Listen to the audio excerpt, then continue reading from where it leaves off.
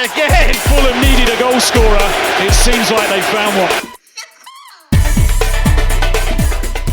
Hello and welcome to That's So Craven, your one-stop shop for all things Fulham. And after a week's hiatus, we welcome you back to our Thursday night After Dark show, streaming live on X and YouTube. And tonight, we're going to take a quick look back at last Saturday's game v Forest because it was so much fun. We know we've already done a pod about it, but we just wanted to talk about it again. So we're going to have a little bit on the Forest game and then swiftly move on to talk about Crystal Palace this Saturday.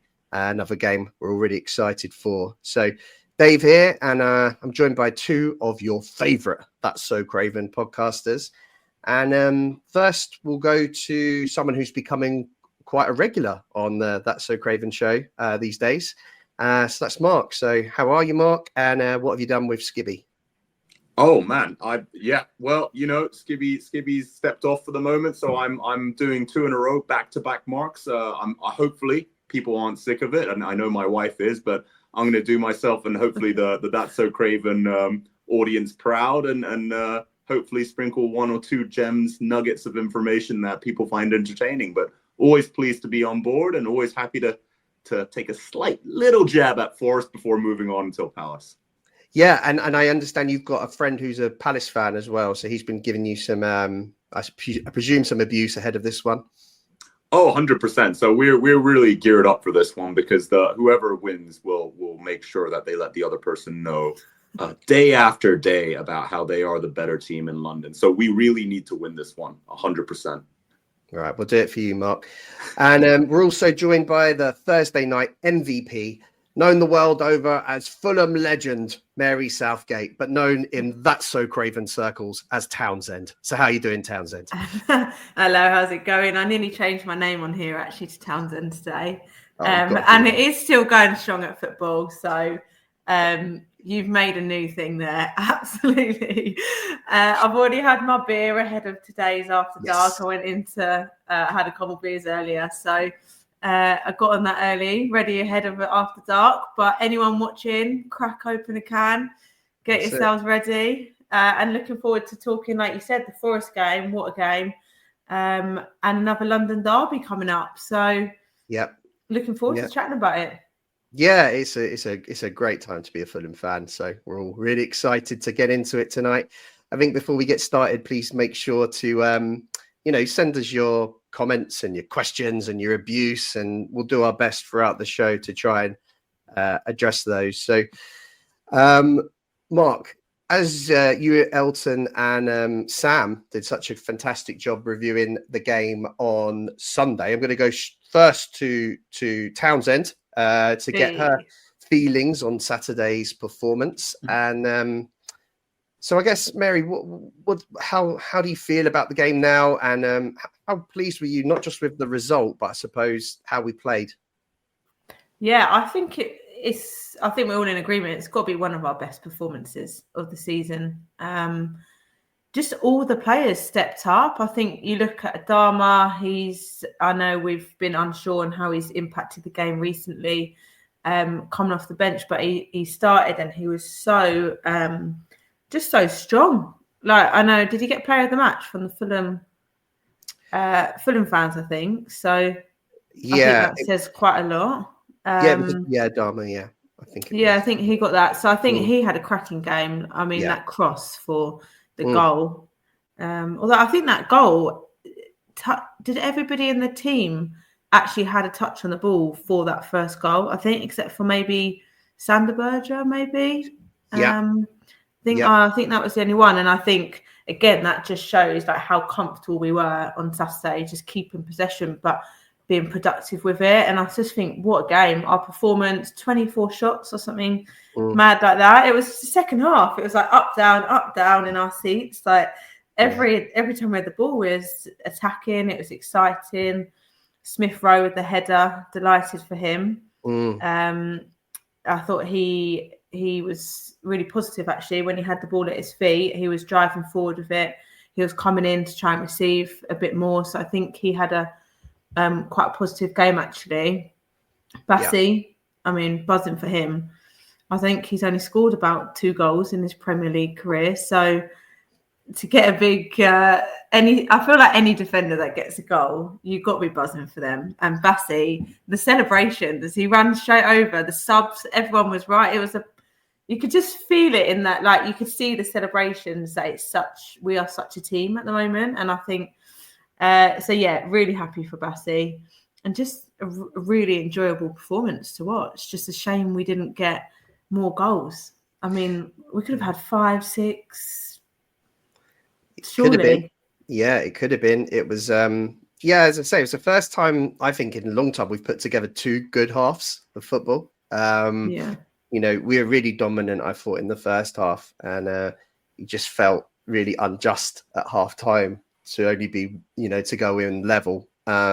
Forest, I think, only had real 2 chances in that first half. One was kind of a shot that hit the side netting, and then, you know, a deflected goal to just take the wind out of our sails. I think it'd just been daylight robbery if they'd have got anything from the game after the way we, you know, the way we applied ourselves in that half. And it's, you know, it was kind of just a moment of magic, as you said, you know, from, you know, Adama picking out Smith Rowe at the back post. You know, that's just a sensational ball. You know, that's how you break the low block. You know, you need those kind of quality deliveries to create chances like that.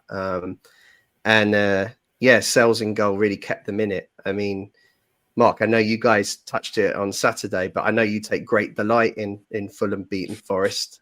So come on, give us a bit more. Well, we'll I think stand out from that half. I mentioned before, that they've done well, right? So they're fully deserving of their position in the league. Though I think even their own supporters will admit they're kind of used to being able to grind out performances. So they will willingly give up possession, but they're so good with their transitions and they're so direct. And Chris Wood and Sells are absolutely on fire this season. So it's it feels almost part strategic, but part a little bit of luck, you know, where those players are really performing above and beyond. But yeah, you know, for a long time, whenever I would get really, really excited in the summer transfer window or January, we'd be linked with a player. And I swear, 24 hours later, Forest were linked with them as well. So that kind of got on my back a little bit. So I guess that's one reason I was a little bit irate, and I really, really wanted us to win. But I think we're discussing off air, and I wanted to pose it back to you guys. It's interesting how Forest are sitting at 47 points. They're doing really well. They're 3rd in the Premier League. Yet we have a really good record against them. So do you think somehow Marco's gotten into Nuno's head, or Nuno just, because he did a very strange thing of not playing Elanga or Hudson-Odoi as wingers when we were at theirs. And then once again, when they came to ours, right, they refused to push their wing backs up, which is a video that Kish from Cottage Tactico did, which really interesting, insightful video. But what do you guys think? Do you think Nuno is just, why did he switch from his strategy when he plays Fulham? Why doesn't he just go with what's worked for 47 points? It's Mary, difficult, isn't it? Yeah. I don't know. Is it a way that, is it fearful of us? Is it, you know, it's quite clear how we play. Is it to try and counteract how we're playing, or but then, like you said, Nico Williams, why was he up against Adama? Like, that's not, Adama's had him all day, didn't he? But we've obviously got quite a good record against them. We've done the double there, which not complaining. But I think the thing with Forest, whether they've changed things or not, like Chris Wood is so good at just like that goal he scored, it came from nothing. Like they just like whatever strategy they've gone with, he still managed to create something of, well, it shouldn't have really been a goal, I don't think, to be honest. But he's done really well there. And like you say, Sells has absolutely kept them in that game. It could have been 5-6 goals for us. So I'm not entirely sure on your question, but on the answer to your question, but I reckon a bit of fear of us, and I don't know. What would you say? I mean, I'm quite thankful that Hudson-Odoi only had 2 spells, second half spells against us this season, because, you know, he's been great all season, but he's been rested in both games, which has been fantastic. I just noticed ease of tackles. Sent, you know, they'd gone 5 at the back in the last game when they'd beaten Brighton 7-0. So I guess he was kind of lining up same way again, hoping for a similar result. But no, I think it didn't quite work on Saturday. I thought they really struggled to kind of create anything going forward, particularly in the first half. And I think Marco just kind of, he knew what was coming. And I think what I was really impressed with is just, the little touches that Marco put on the game, which Kish at Cottage Tactico, as you mentioned, put on his video. But, moving Lukic and so wide, right? He was basically playing like a right midfielder. And Smith Rowe and Iwobi were interchanging on that left-hand side. So, yeah, it was really kind of, very clever from Marco, and it gave our kind of wings more support and, helped us create chances and isolate their fullbacks. So, really, really pleased with how we approached the game, and just delighted to see, and actually Adama, I think, you mentioned him there at the start, Mary.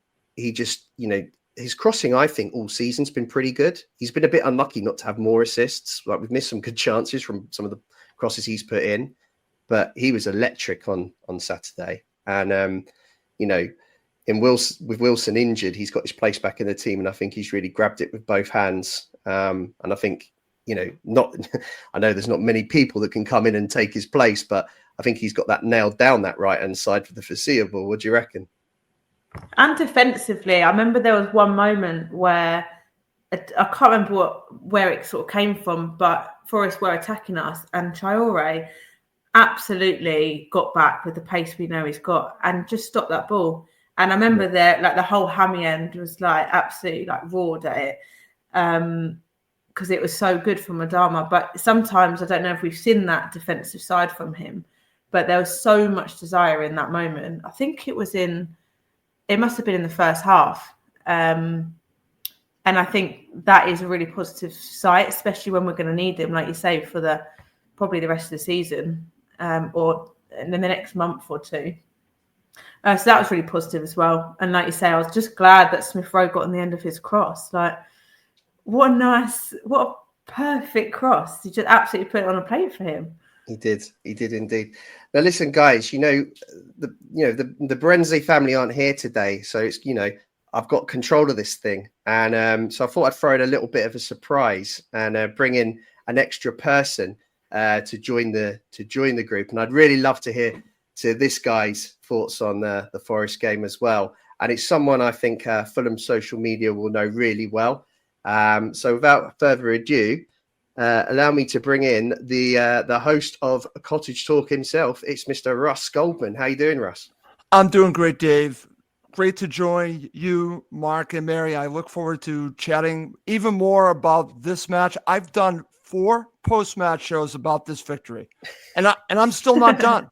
That's why I wanted to join you guys. I actually reached out to you. I want to keep talking about this match, and certainly talk about and previewing the upcoming match against Crystal Palace. But this match just continues to amaze me, what I learned from it. I've literally have watched this back because I recorded it, so I watched it, but I probably watched it about 4 times all the way through.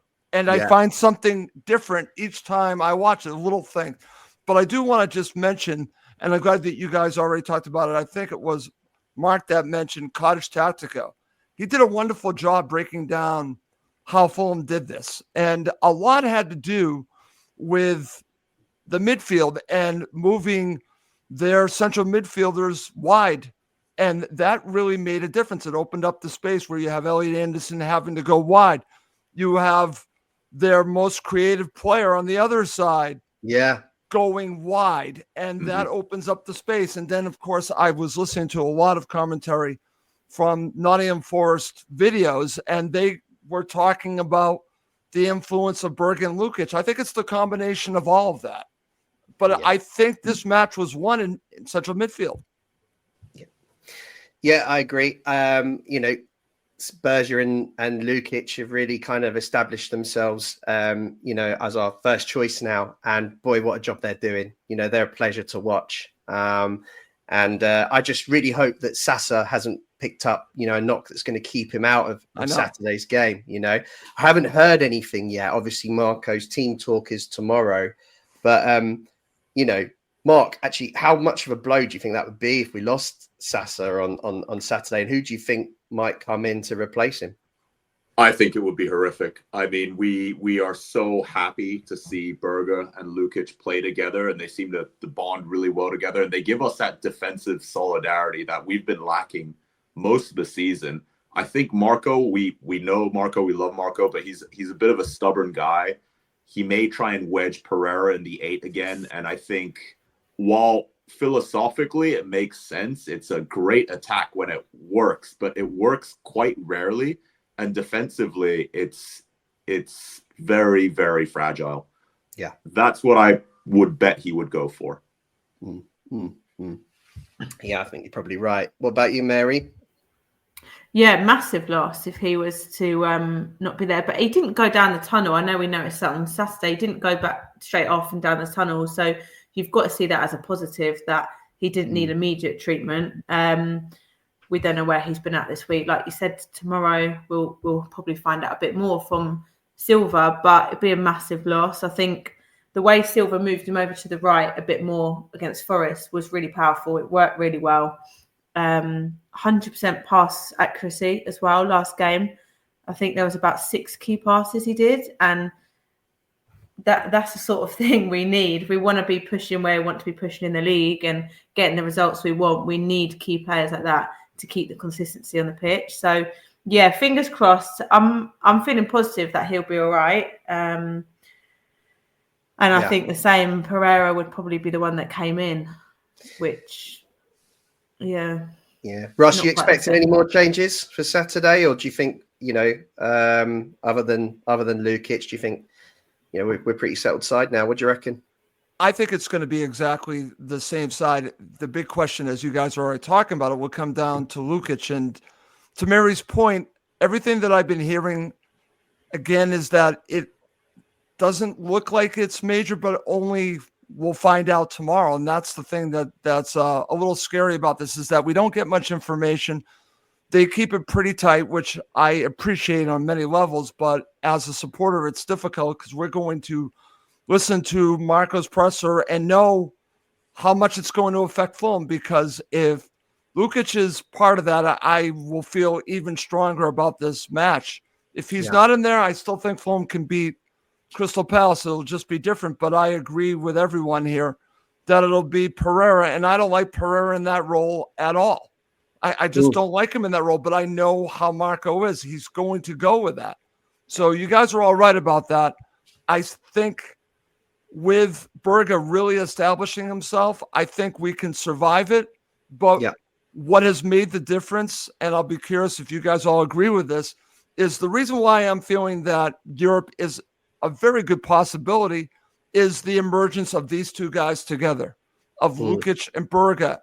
And together, I think they take us to a different level. I really believe that. And I think, especially when we get to playing teams like Liverpool and Arsenal, they're going to give us a better chance to win. So that's why what we learn tomorrow is going to be very interesting, and it could really affect how Fulham play on Saturday and moving forward. Yeah, I think I don't think anyone would really suggest any more changes to that for this one, just because of how well we played on Saturday. Taking a leap there, but I think everyone would agree with that.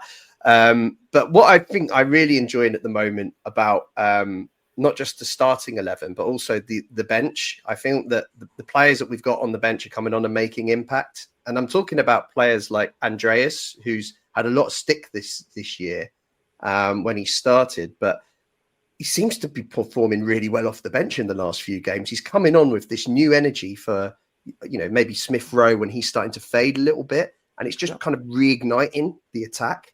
And we've seen him, he almost had another assist on Saturday with that little flick to Willian, which was a great chance really for us to wrap it up at the end there. But, and we also know that Muniz can come on and get us a goal, normally away from home against the top teams in the league. But he's a threat nonetheless. So, as I say, I think it's, that's a really exciting part as well, that that we've got ability to change the game, and whether that's to get back into a game like it was against Newcastle, or whether that's to try and put the game to bed. I feel really confident now when Marco looks over to the bench. So yeah, I mean, Mark, are you any other points on the starting lineup or on the bench that you'd like to add? I think that's a great point about AP. And I think the low point of his season was when that interview he did in Brazil, rightly or wrongly, was sort of translated in a way that gave the sense that he perhaps felt he could do better. And ever since then, I think he's really made an effort on and off the pitch to demonstrate that, at least until the end of the season, he wants to do his best, and he's Fulham through and through. I think that's super exciting. Another point to mention, I really like our youth, and I like that Marco is somewhat hesitant, but he is incorporating them, at least on the bench. Josh King, what a talent, already doing really well in the England setup, the youth setup there. And I also like the swagger that Gatto has about him. He's got an eye for goal. He's confident and he's going for it. And I think that's what we saw in our last match against Forest. We were a lot more direct. 24 shots, as Mary said. I want to see more of that instead of this shifting the ball from left to right and looking for the perfect opportunity. Sometimes you just have to, just like Chris Wood did, you have to take a shot, just like Raul did against Newcastle. You take a shot, it might hit someone's elbow, might hit their back and go in. It's still a goal. And I think being more direct, being more aggressive is going to lead, hopefully, to good things for us. Yeah. Now, just going on this point that Black, White and Fred's made in the comments about AP looking better because he's coming on in the 10 position and not the 8. Do you see him firmly as a 10? And because the reason I'm bringing it up again is because there is a chance that he might have to fill in the 8 on Saturday. So I just wanted to get your view on that. Yeah, I think, like you say, I think if Lukic isn't playing, he will be the 8. But I absolutely agree. He is best in the 10. I also think when he's been coming on recently with Muniz, or like one's just come on before the other, they link up really well. And that positioning of Muniz in the 9 and AP in the 10, it just allows them to actually link up really well. So I think that's quite helpful for the two of them and helps that energy, because I think Pereira has been showing better energy, better drive as a sub at the moment. I think that could be a contributing factor, just because you're like coming on with people that you're very comfortable linking up with. It does make a little bit of a difference. So yeah, but his strongest position is the 10. He does some really good balls. Like, he's got a good vision for passes, and I just think sometimes in the 8 he makes silly decisions with the passes sometimes, or he tries to do some that are a bit too big or just too extra that aren't quite needed. Whereas in the 10, you can play some quite nice passes that are a bit more, do you see what I mean, suited to that position, which is completely what he is best at. So I do like seeing him in the 10, and I hope that that's where he can play on Saturday. I can see him coming on because I don't think Smith Rowe, who I think will start, I don't think he will do 90 minutes. So I'd like to think that Pereira will come in on the 10. Yeah. No, I'd agree with that. So anyway, let's get into Palace. It's interesting. I heard in the week that we actually haven't beaten Palace at home in 20 years, which sounds terrible, but I will kind of point out that's only because we haven't played them very often at home. We've kind of overlapped a little bit in divisions, but it still feels like far too long for me. I remember, when we first came up out of the championship the first time, before the yo-yo started, I think they were our first home game, and that was the 2-0, and they beat us 2-0, and Zaha scored. It kind of really took the wind out of our sails that day. But yeah, they've been formidable. They've been tough to beat. Last year, we played them at the end of the season, and it was a little bit of I wouldn't say a dead rubber, I guess. It was 2 mid-table teams by that point that weren't kind of challenging for Europe or, necessarily going down. Palace at the time were on an amazing run. I don't know if you remember. They finished the season so strongly under Glasner last year. And actually thought it was a game we should have won. We had lots of chances. Mooney's got us in front, and then if not for a thunderbolt from Jeffrey Schlupp, I think we should have taken all 3 points. I think it's a different test on Saturday, and Forest are a lot higher than Palace in the league, but I don't think it's going to be any, an easier game by any means, and I don't think we can drop our level. Russ, what do you make of Palace this year, and how do you look at this game? Well, I'm glad that you've already said this, Dave. I think that they're underperforming where they should be. They should be in the top 10. And I really rate the manager. I rate the players. I think that they've done a good job of basically what happened to them over the summer with the loss of Elise, I think was massive. Also losing Anderson. They've been able to replace a couple players and be able to just basically play in the way that Glasner wants them to play. They set up differently than, say, what we faced against Nottingham Forest. Again, you're going to be facing the 3 center backs, but their wing backs are probably going to be going forward, where that was not the case against Nottingham Forest. So they offer a different challenge. And the first time around, we did not see Eze. We did not see Warden. They will probably start in this match. So that gives them a different dynamic. However, I think we're different from that match too. And I actually before I came on here, I was watching back the highlights from that match because I spoke to D from Back of the Nest, and he was telling me, well, you really can't learn much from the first time that the teams played. And I got to be honest with you, I disagree. I think you can learn something from that because of the style of play that they play with. I don't think they're going to be changing how they play. Marco's going to know how to beat this team. And I think he will put the players, just like in the last match, in the best position to succeed. They will have the game plan. And I think if they execute the way that I think they're going to, I think we have a very good chance of getting all 3 points. It's not going to be easy, but I think it's going to be a little bit different. But I also see us creating a lot of chances, more than we did against Nottingham Forest. And I can just attest to that from the first time we played them. We created a ton of opportunities. I don't think, even with the additions of the players I mentioned, that's going to change. And just remember, Lukic did not play the last time these teams played. So if he's included, we're different. So just keep that in mind as well. But I think it's going to be a challenge, but I don't see any reason why they can't win this game. Yeah, okay, and I'm glad you're confident. I'm kind of thinking, I've had a little look at Palace's away form recently. I brought up on the slide. I mean, they are fantastic away from home. They really are. And the other thing is they don't tend to concede many either away from home. So it does present new challenges. Mark, I know you've got a friend who's a Palace fan. How's he feeling about how they're playing at the moment? And I guess, how's he feeling about the game on Saturday? Is he kind of nervous about coming here, or does he think it's an opportunity for them to, continue that run? Yeah, great point. I mean, to echo what Russ has already said, they are kind of in a false position on the table, and he firmly believes that as well. And if you look at the players they have, they've also, kind of like Bournemouth, they've recruited really, really well, especially from the Championship. Names like Eze, Elise from Reading. I think Eze was also Reading. Wharton, and now Romain Esse. They're doing really good, and they have a team of warriors as well, right? I think last time when I was watching them in person, Munoz put in a shift. Will Hughes will put in a shift, so they won't roll over.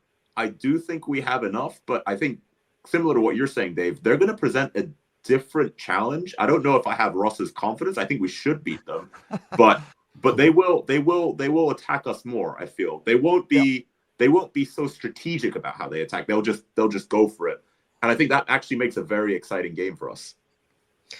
I think if we play like we did last week, we'll be, we could win this game. But I just don't think the levels can drop. And I also think we've got a different challenge on Saturday. And I'm surprised we haven't mentioned him yet, but Mateta. Yeah. I mean, he's a huge threat. Yeah. I mean, Mary. Formidable. I was going to mention him. Yeah, go on, please. Tell I think he is going to be a danger. Which I believe in Anderson and Bassi. Bassi, I think, was outstanding against Forest, by the way. every time he had that ball, he was driving forwards because he obviously had the space for it. But yeah, they're going to have to manage him. I had a brief look, and since the start of 2025, they've scored 9 goals and he's scored 7 of them. So he's an absolute machine at the moment with the goals that he's scoring. I think he's scored 11 all season, so he's in a real phase at the moment, by the looks of it, of scoring. So we need to absolutely stop that threat. I think he'll be a big threat for them. So, and just wanted to touch on what you said. They're not conceding many away from home. They're stronger away from home at the moment, and I don't know why that is, but it's something we need to be aware of. They've only lost 3 away games. We, on the other hand, have only lost 3 home games. So it's a bit of an interesting stat, that one, which I don't want to look into too much. But yeah, I think Mateta's going to be a key threat for them up top. But we know Bassey's strong. I can't see the back line changing at all for Saturday. So they just need to stand him up, be on him. We can't be conceding goals like we did before when Anderson didn't press or was, I can't remember which game it was now, but there's a couple where he hasn't quite marked them tight enough. And I think this is a game where we really need to be on Mateta, especially whilst he's scoring so many at the moment. So, but equally, like you said, we need to absolutely keep the levels and raise them from Forest game, because if they're not conceding many away from home, they're going to have a very strong defensive block and very strong out possession. And we need to make sure, like you say, we're keeping the levels we had, and we're driving at them, and we're playing with speed, and we're not just passing right to left, and we've got purpose to what we're doing. But I do believe we will win this game, but I think it will be a close game. Another and probably and closer than Forest game. Yeah, another tough one. Russ, I think we all think Palace will provide a different attacking threat to Forest, which was pretty non-existent in the first half on Saturday. Does that give us more opportunities in behind? How do we win this game against this Palace defense? Well, I'm glad that Mary mentioned, and I should have mentioned myself, Mateta is a huge threat. So that, to me, actually could open up opportunities for us on the counter, because honestly, we didn't get a chance to counter because Nottingham Forest didn't really create much at all. So I think we'll actually get some opportunities to counter. And just go back and watch the last match between these two sides, and Fulham were countering a lot. Now, again, it was at Selhurst Park. But I think that the way that they play, the way that they want to go quick on the counter, could open up our chances as well. I think Fulham are going to create more than you think in this match, based on what I have watched from the last time these teams played. I think that there's going to be more opportunities. However, I think they're going to be stingier to break down. I'm glad that Mary brought this up. You guys already talked about it. To break them down is going to be difficult. They cannot approach this, as you guys were saying, the levels have to be high. They cannot be like the Manchester United match, where they're very patient. They're going to have to basically drive forward and create these opportunities. And a player I'm looking at, and can he do it again? For me, I think a key to this match is going to be Traore. Can Traore do what he did in the last match? Because I've not seen that level from him in a Fulham shirt like that. Can he consistently do that? Because if he can do that, then Fulham have just gone up a level. Because what shocked me was his accuracy on the crossing. I could just tell that he's been working on it. Similar to when I saw that from Jedi. Jedi's crossing, I've been very critical over the years, but he has worked on it. But you can also tell that recently, same thing from Traore, because he's such a threat going forward. If he adds that other part to his game, look out. And we saw that against Nottingham Forest. I expect to see that and him play a huge role against Crystal Palace. Yeah. It's a good shout. Mark, where do you see it? How do you think Fulham can break down Palace, and where's the opportunity for us? Yeah, if they've kept with the same strategy, as I recall, Munoz really liked going up quite far up the pitch, doing an overlap, kind of like Robbo does, right? Yeah. And then creating that triangle on the side.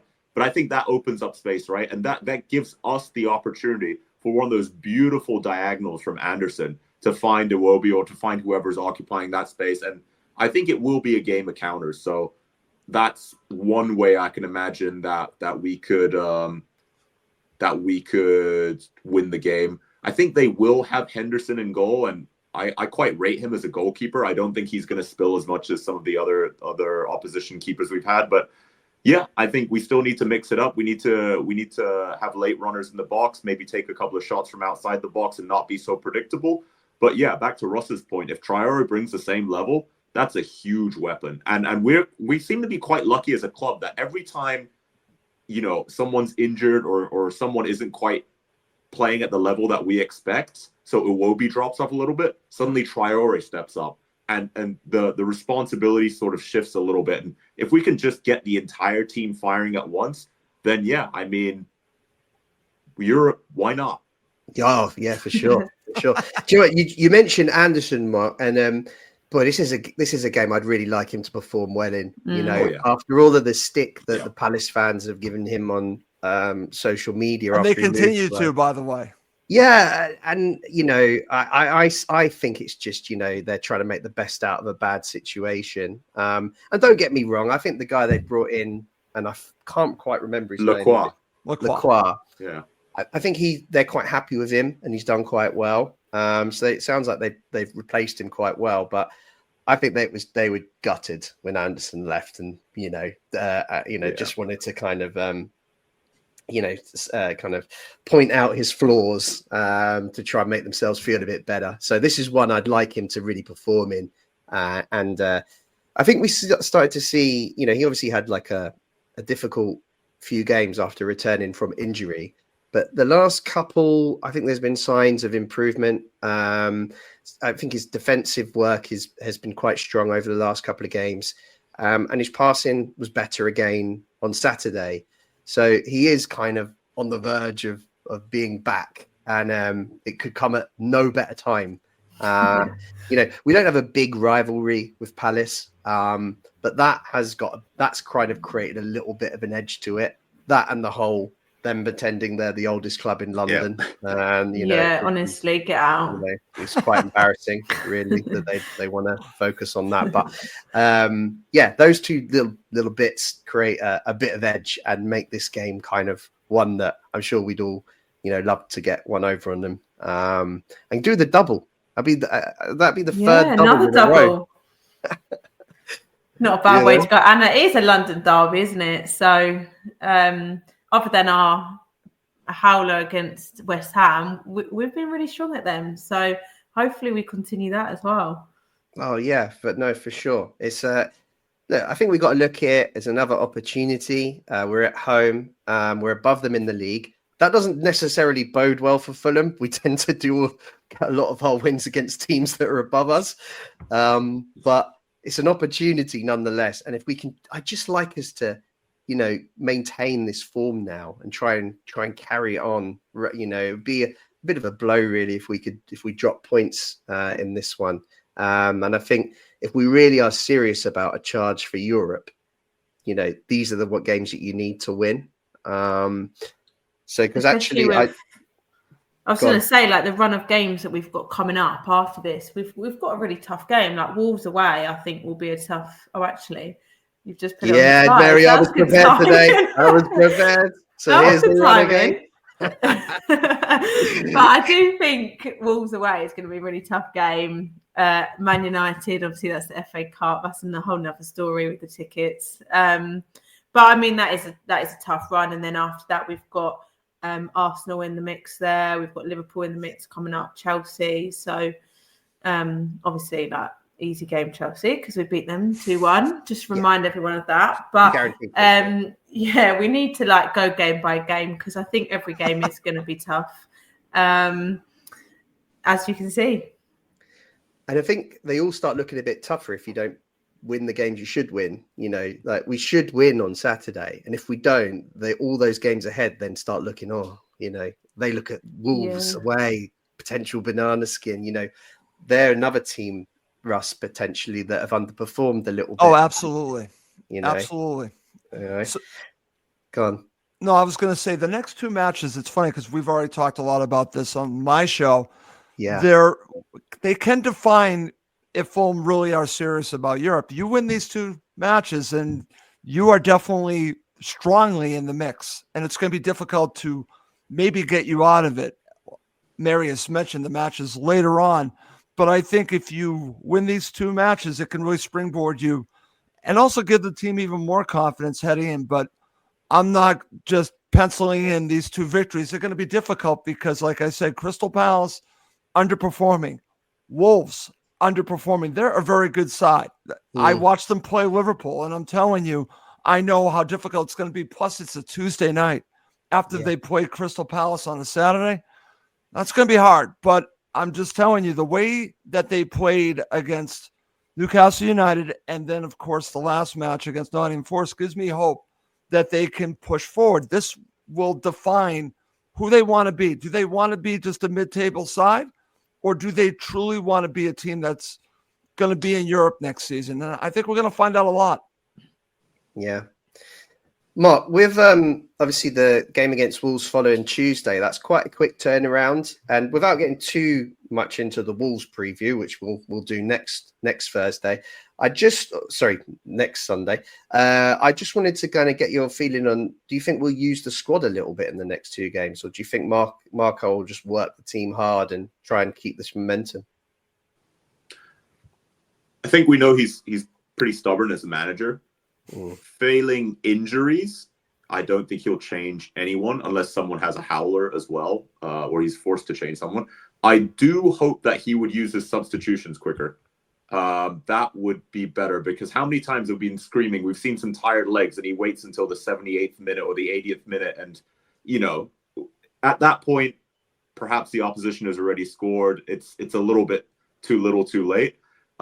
Wolves, I wouldn't say I fear them, but Cunha is going to a top club next season. What that guy can do when he turns it on. 100%. So we won't get into it too much because of the preview. But just jumping all over the place, Brighton is the one that I kind of fear, because I always feel like we get kind of lucky against those guys. It's the one team where I'm usually saying the ref has an agenda against us. But when we play Brighton, we get a lot of the calls, and it's quite nice to be on the other side. But Brighton at the Amex, and they've never beaten us. So that's one to look out for. It's a tasty one early March. Yeah. Plenty of tough games. I do think it's exciting, though. Like you said, Anderson's coming back to his top form. Traore, I think, has just hit like a really strong level.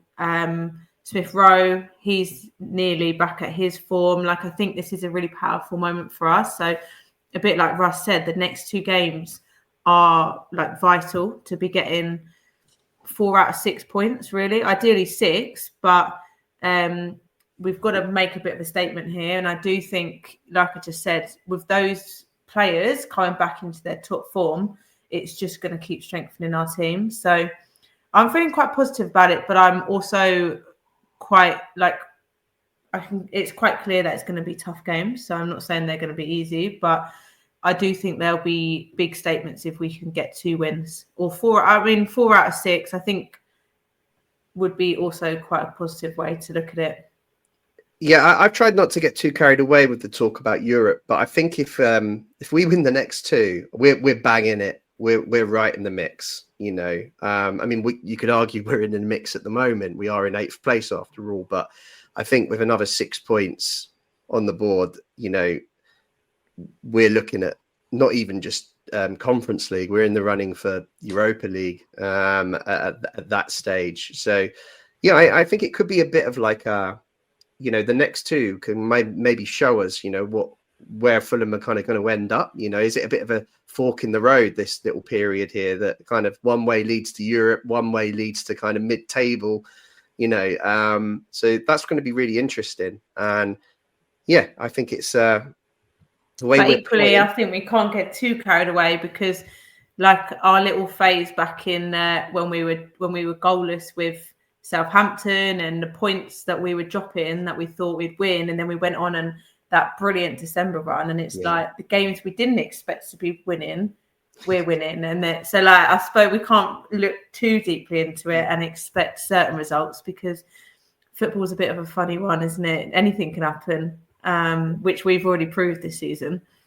we've proved, but we've also seen the flip side of that when Wolves came to the Craven Cottage. You know, so it's games can change in moments, but you just got to be confident that after Saturday's performance, that the guys are going to be kind of buzzing and up for this one, and hopefully the crowd are too. Thought it was a louder Craven Cottage on Saturday than it had been in a while, and I think part of that was because we kind of what we were seeing was really great, and it really got everyone going. But I just felt everyone was a little bit more positive and up for it, which gives us a really good chance of, if we can keep that kind of get the crowd behind us. I think that makes a big difference, as Marco says all the time.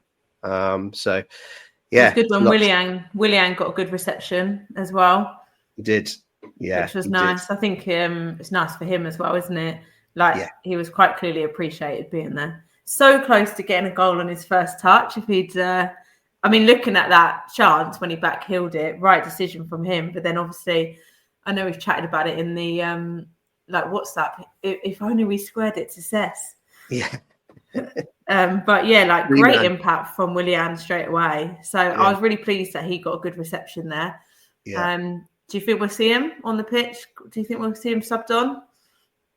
Yes, I think that after I'll take this one. I think that yes, I think we will. After what we saw on Saturday, I think that there's every chance that he will get an opportunity again. Russ, were you impressed? Yes, I was impressed. I want to talk a little bit. I'm glad that we're talking about William, but I want to talk about Ryan Sessegnon, because I think Ryan Sessegnon is just about ready to make some kind of impact. And I actually saw this against Wigan. I've seen it in spurts here. I want to see more of Ryan Sessegnon. Similar to I want to see, as Mark said, I want to see more of Josh King. And I wouldn't be against playing Josh King as a winger.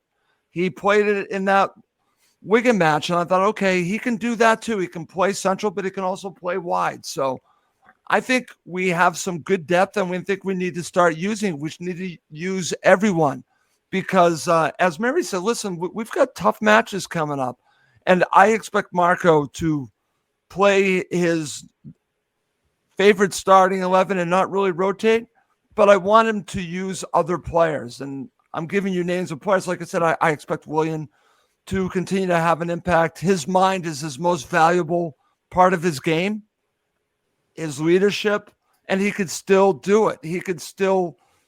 He still has the skill level. So there's a lot to like about the players on the bench. And I'm excited to see how Marco's going to implement all these players. I think he needs to use his bench. Yeah. For sure. So I'm going to push you all for a little prediction now ahead of Saturday. So let's start with you, Mark. You mentioned you weren't as confident as Russ that we'd pick up a win. Are you predicting us to not pick up 3 points? No. This is a proud Fulham podcast. I've got to go with a win. But it's gonna be a 2-1 for me. Fulham win. Mateta is inevitable, so there's going to be some sort of mix-up, just like with Wood. It's going to be a good Eze ball or a sort of fumbled corner, and then he'll bundle it in. But I think we have enough in us. But it's going to be more nervy. It won't be a comfortable 2-1, which should have been a 4-0. It's going to be a proper 2-1 that we kind of, you know how it is as a Fulham fan in the last 10 minutes when we're getting hammered. It will be one of those, in my opinion. We'll see. Yeah. Mary? Yeah, same, actually. I'm going 2-1. And just like Mark said, I think it will be a proper 2-1, not like the Forest one where we should have absolutely stormed far ahead in front. I'd really like us to keep Mateta at bay. I'd really like to see us not concede a goal to him. I think that would also be a big statement about us defensively, since he's scoring so much at the moment. So I'd really like us to keep him out if we can. But I think same starting 11 for us. Fingers crossed Lukic is all right. Yeah. Russ, go on. Give us your prediction. What's the score on Saturday? So I just have to mention that I actually did a show with D from Back of the Nest, and his prediction was 2-0 to Crystal Palace on my show. So when he said that, I got a little bit irritated, and I thought, okay, I'm going to give my prediction. I told D, well, if you're going to do that, then I'm going to go 2-0 to Fulham. But I actually have a reason for going 2-0 to Fulham. One is, I think we're all talking about this. Fulham need a clean sheet. I think it's important to get a clean sheet and really shut down Mateta. Very difficult to do. But I think that Innocent's going to be up for the task with everything going on with him playing for Crystal Palace, and he played well the last time. So I am going to go with a 2-0 Fulham victory, and I'm going to say it's a brace for Adama Traore. Brace for Adama. Wow. Wow, that's out there. Spicy take. Yeah. Okay. Well, let's see. We've lost Mary shortly, but I'm sure she'll log back in. Right. For me, I think there's going to be goals. I think it'll be hard to keep Palace out. Eze, Mateta, they've got goal scorers in their team. As do we. I'm going to go for a 3-2 Fulham win. Wow. Yeah, I'm going to go for goals on Saturday. So, yeah, let's see. We've all gone a Fulham win. So, I think the last time we were unanimous on that was the Man United home game. So, that didn't end well. So hoping for better this time. Oh no, hang on a second, Mark. That do you guys an injustice. I think you guys all went for a win against Forest, didn't you? In the Forest preview. So yeah, you guys were right that time, and let's hope that we're right again, because that would be a fantastic way to sign off 3 games in a row. Mary. There she is. She's back. There we go. So, okay. So, we're all very confident. So that's great. So what I'd say is, I just want to kind of thank everyone for joining us today. I think all of our links. Sorry about that. In the internet. Oh, yeah. Don't worry. You've logged in on your phone now, haven't you? Oh, connection's not great. Okay. Well, Mary's here. Don't worry. She is here. Right. Yeah. Please check out all our socials in the link to this podcast, and also a link to our Discord. Russ, are you signed up in our Discord yet? I am. Good man. So yeah, you want to hear Russ's views on the game? You want to hear Russ's views ahead of games? Get on our Discord, all right? And as you say, there's been some good stuff on there today. There's been lots of striker rumors today starting to come out. So I noticed a few things. Tammy Abraham. Yeah, Tammy Abraham came up. Yuri Alberto, a Brazilian striker, and also Dominic Calvert-Lewin was mentioned in our Discord today. There's a few names come out all on the same day, so that's quite interesting. Maybe the club are targeting a striker in the summer, so that could potentially be quite exciting too. So, as always, the Berenze family will be back to review the Palace game and review the Palace win on Sunday. And Russ, what a big surprise for our listeners today. Thank you so much for joining us. It's been a pleasure to have you. Well, listen, thank you so much for letting me join you. And I just reached out to you, so I want to thank you for your time, for having me on. I was sitting watching all these videos about Fulham and Crystal Palace. I'm like, you know what? You guys are going live. Can I join you? So was itching to talk more Fulham. I got it. I'm obsessed. So thank you for having me on. No worries at all. And Mark, thanks for joining us again. Always happy to be here, Dave. And also super happy to share this space with Russ, because big fan of Cottage Talk. Oh, and you know what I love about you, Russ? What? I love the ambition. I feel we need more of that. Why not Europe? There's a large segment of the fan base which is like, oh, let's be grateful we're in the Prem. It's like, okay, it's season 3. Let's start looking up. So I could do a show about this on here, but I won't do it because I've already done it on Cottage Talk. But I will just say I am very ambitious. I want Fulham to be playing in Europe and be able to do this each and every season. And that, to me, I just don't want us to be mid-table. Mm-hmm. I think that this is a club that should be progressing, because if you are mid-table, you're standing still, and eventually you're going to get relegated. I want us to be so comfortable that we're thinking about Europe each and every season. And yes, I'm an optimist, and maybe I'm a blind optimist, but that's what I want. And I want others to love Fulham. Everyone loves Fulham, but I want them to believe that we can do better. That's all. Yeah, I hear that. Mary, thanks for joining us. No, signal's still bad. But listen, Mary's here in spirit. Okay, she's here in spirit, and I'm sure she'll be, in the Hammersmith end on Saturday, cheering the boys on. It doesn't sound like we're going to get her famous "Come on, you Whites" at the end of the pod, but she'll be giving it big in the Hammersmith end, no doubt. So, thanks for everyone for joining us today, and as always, come on, you Whites. You Whites.